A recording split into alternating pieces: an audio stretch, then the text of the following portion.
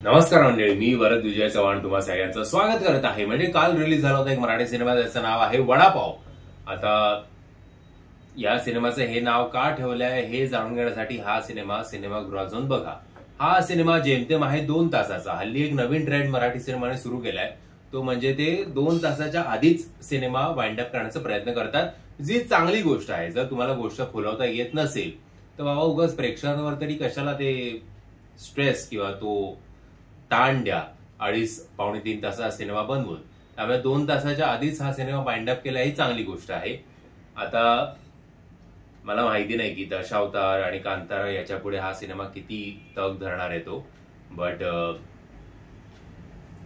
गोष्ट आहे प्रसाद ओक सरांची, जे एक सिंगल फादर आहेत. त्यांचा एक मुलगा आहे, त्याचं नाव आहे जो अभिनय बेर्डेने याची भूमिका केली आहे तो. सो प्रसाद ओक सरांना त्यांनी त्याच्या मुलाला सांभाळलं. आता त्यांना एका मुलीवर त्यांचं प्रेम झालंय आणि ती मुलगी म्हणजे गौरी नलावडे. आता गौरीचं आणि प्रसाद ओक सरांच्या वयामध्ये खूप अंतर आहे. सो आता गौरीच्या फॅमिलीला कसं अप्रोच करायचं बरं. फॅमिलीला अप्रोच केलं तर ती फॅमिली हे एज डिफरन्स जो आहे ते ऍक्सेप्ट करेल का. आणि मग त्यानंतर प्रसाद ओक सरांचा जो मुलगा आहे अभिनय, त्याचं गौरीच्या मुलीबरोबर त्याचं पण एक प्रेम आहे. गौरीच्या मुलीची भूमिका केली आहे ऋत्विका श्रोत्री यांनी.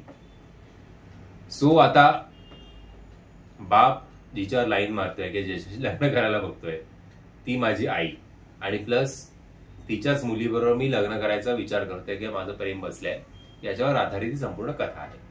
सो हा जो योगायोगान मला कोइन्सिडेंस एका पाठोपाठ आहे की एवढे कोइन्सिडेंट होतात ना या सिनेमामध्ये, त्याच्यासाठी तुम्हाला प्रियदर्शनी सारखं कन्व्हिन्स लोकांना करण्याची ताकद हवी. ती ताकद या सिनेमामध्ये अजिबात दिसत नाही. आणि प्रसाद ओक सरांना मला सांगावं वाटतं की सर, तुम्ही हा सिनेमा सुद्धा डिरेक्ट केलाय. याच्या आधी तुम्ही जो डिरेक्ट केला होता सिनेमा तो आहे सुशीला सुजित. सो तुमचं एक चांगलं ओपिनियन आहे आमच्या मराठी रसिक प्रेक्षकांच्या मनात, तर ते नका ना स्पॉइल करू. जरा कुठेतरी अगदीच तुम्ही ऍक्टिंग केली तर गोष्ट वेगळी, पण जेव्हा तुम्ही डिरेक्ट करता एखादा मूवी तर त्या मूवीची संपूर्ण जबाबदारी तुमच्यावर असते. आणि या जबाबदारीमध्ये तुम्ही सुशीला सुजित असेल किंवा हा सिनेमा असेल, दोन्हीमध्ये फेल झालेला आहात. हे दुर्दैवाने मला सांगावंसं वाटतंय. सिद्धार्थ साळवी सरांचं स्क्रीन प्ले आहे, डायलॉग्स आहेत, ते सुद्धा एवढे असे काही मजा नाहीये.